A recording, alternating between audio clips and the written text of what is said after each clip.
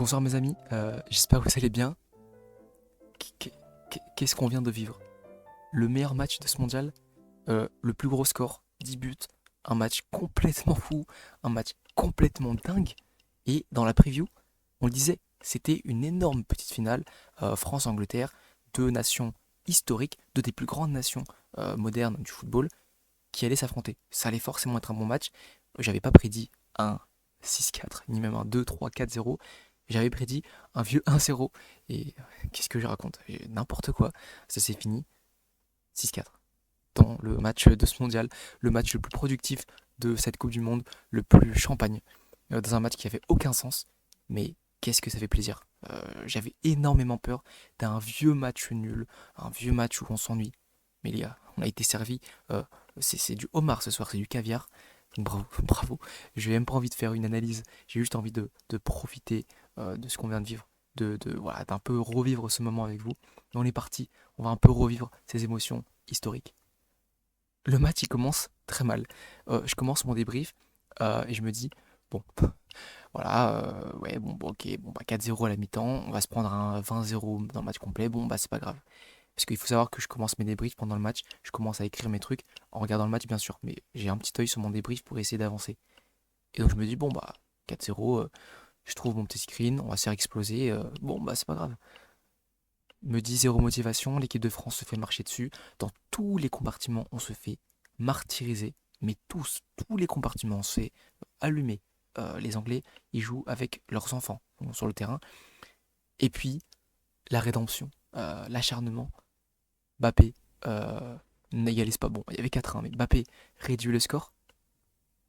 Barcola réduit encore le score à 4-2. Là, on se dit le match est fou parce que 3 buts de différence, c'est quasiment irrattrapable, mais 2 buts de différence. Tout est possible.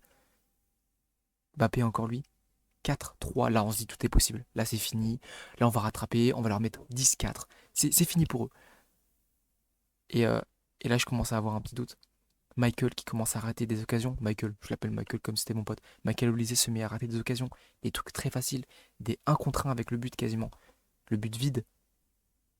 Et là, je me dis, bon, on n'arrive pas à finir nos conclusions. Oh, j'arrive même plus à parler. Là, je me dis, même Michael n'arrive pas à terminer ses actions. Qu'est-ce qui se passe? Notre momentum va finir. Et il aura suffi d'une contre-attaque anglaise pour le penalty. Provoqué par Malo Gusto, un penalty totalement mérité, hein. Il y a penalty, mais tous les jours. Et bon, bah, Saka le convertit pour s'éloigner à 5-3 à la 86e. Et ça nous éteint. Bon, ça nous éteint le match. Mais on n'est pas complètement éteint. Parce que bah, je sais pas ce qui se passe. Il y a un certain Upamecano qui a sorti la veste de Superman ce soir, qui est pour moi le meilleur joueur du terrain, avec Saka bien sûr, mais Upamecano qui est trop fort. Meilleur central du monde. Dans un match irrationnel, certes, mais il fait des actions top monde. Il n'y a que lui, y a que lui qui sait faire ça. Bref, 5-4, une passe D exceptionnelle pour Dembélé qui conclut magnifiquement. Enroulé pied gauche, ça on a l'habitude. Euh, Dembélé, qu'est-ce que je t'aime. Et 5-4. Et là on se dit tout est possible. Il est resté quoi, quelques minutes, 2-3 minutes dans le temps réglementaire, enfin dans le temps additionnel réglementaire, mais avec la blessure de Spence, je crois. Bon, il y avait un peu plus de temps, on va jouer. Et on se dit tout est possible. Allez, encore 5 minutes à jouer, tout est possible. Mais non, non.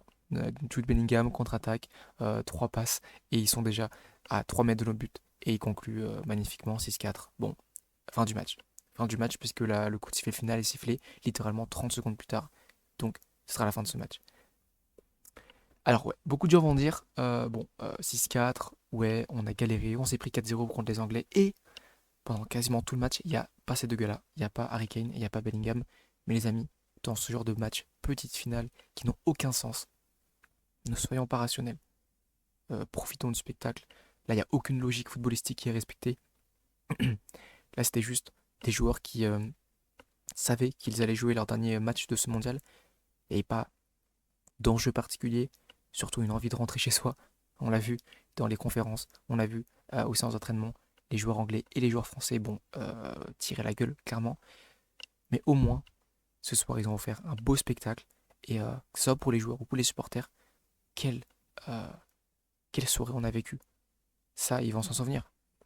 Hier, dans ma preview, je disais ce match, personne ne s'en souviendra, sauf si sauf si c'est un match exceptionnel. Et ce soir, on a eu un match exceptionnel. Et donc, on va s'en souvenir. Donc, je suis très content que ça a été respecté, que la France et l'Angleterre aient joué à un football, enfin, en tout cas, la France pendant 30 minutes, et l'Angleterre pendant toute la première mi-temps et à la fin du match, aient joué euh, ce football-là, très ouvert, euh, pas un football très tactique. Honnêtement, il n'y avait pas vraiment de phase de jeu très maîtrisée, des deux côtés, hein, pour le coup, des deux côtés. Mais au final, ça nous a mené à un 6-4 et ça fait tellement plaisir. C'est pas comme, je sais pas si vous avez, bon, vous aurez tous la référence, c'est pas comme le 5-4 PSG Bayern, match à la Ligue des Champions des demi-finales, où là, que ce soit le PSG ou le Bayern, les deux matchs maîtrisent. Oui, on prend 4 buts et le Bayern en prend 5, mais c'est deux équipes qui, concrètement, ont des phases de jeu hyper tactiques et hyper maîtrisées. Alors que là, ce soir, c'est simplement des buts, aller-retour, va-et-vient, n'importe quoi. Mais qu'est-ce qu'on aime? En tant que supporter, ça nous fait rêver ce genre de match. Donc moi j'adore. Moi j'adore. Et, et comme il n'y a pas d'enjeu, bon bah, ouais, juste du spectacle. Continuez à nous faire du spectacle. J'aurais bien aimé que ça se finisse à 40-0. Ouais, à 40, pardon. Qu'est-ce que je raconte? Bref, j'aurais aimé que ça continue toute la nuit parce que c'était juste fou. C'est pour ça que je voudrais remercier les Bleus parce que dans cette tempête espagnole où on s'est fait marcher dessus, on aurait pu complètement s'écrouler. C'est ce qui s'est passé pendant le mi-temps. Rappelez-vous, on se prend 4-0 et c'est ce qui se passe. On se fait complètement marcher dessus comme contre l'Espagne, encore pire. Mais les Bleus n'abandonnent pas. Les Bleus ont dû se dire des choses pendant la mi-temps pas très agréables, mais qui mènent à une rédemption, à un acharnement qui est juste dingue, à une réduction du score qui est quasiment totale, presque totale, mais qui n'est pas totale. Et rien que pour ça, rien que pour on va dire ce non-abandon, rien que pour ça, merci les Bleus. Vous nous avez fait kiffer dans ce mondial. On s'en souviendra de celui-là. Comme on s'en souvient de tous, mais celui-là, ce match, on s'en souviendra. Cette génération qui, je l'espère, va perdurer, on s'en souviendra. Bon, mon homme du match, c'est Didier, parce qu'à 4-0, quel coach est capable de remotiver une équipe à 4-0? Bah Didier en est capable. C'est le genre de sélectionneur qui, même à 4-0, te dit, les gars, ce n'est pas fini, on peut le faire et on va les massacrer. Bon, pas les massacrer, mais on va remonter. En conférence, pendant la mi-temps, il dit aux journalistes, bah en fait, on ne peut pas faire pire.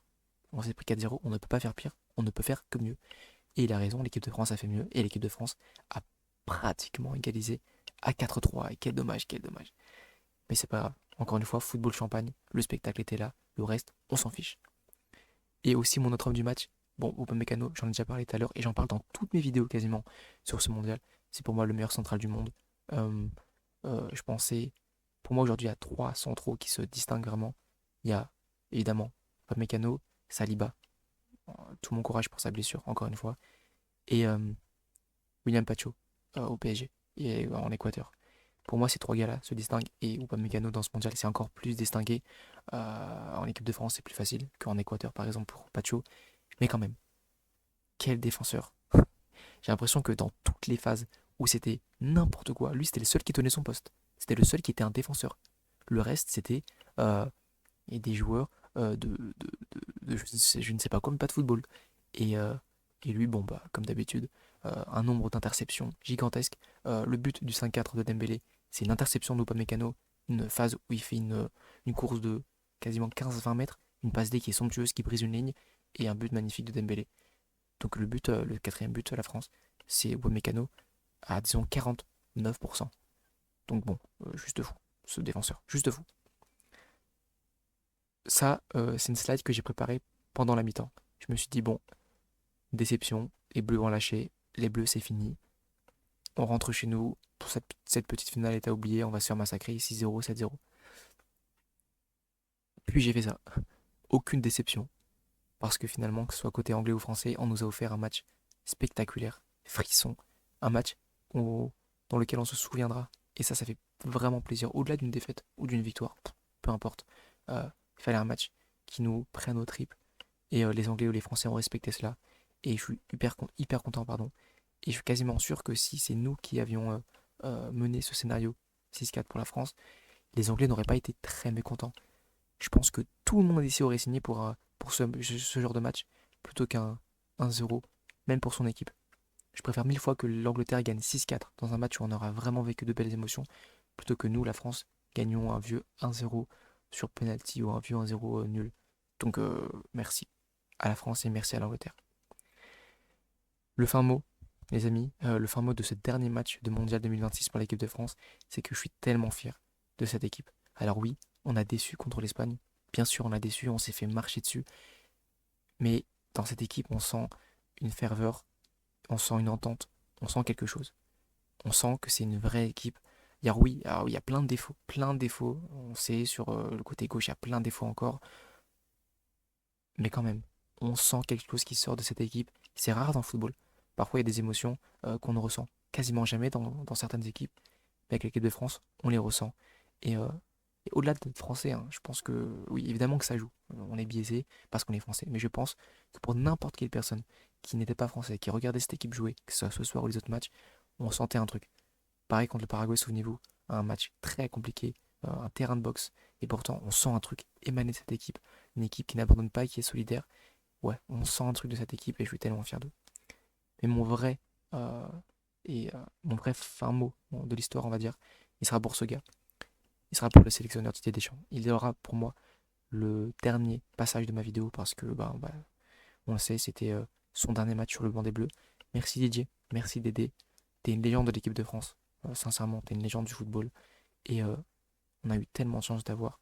T'as pris l'équipe de France au pire des moments et tu l'as amené sur le plus haut toit du monde, du football, en remportant ce mondial 2018. Donc, juste merci. Vraiment très fier d'avoir été spectateur de ton football, même si évidemment tout n'a pas été parfait, bien sûr, mais je suis vraiment très fier. Très fier d'avoir connu cette équipe de France sous les ordres de ce sélectionneur-là et tellement, tellement honoré.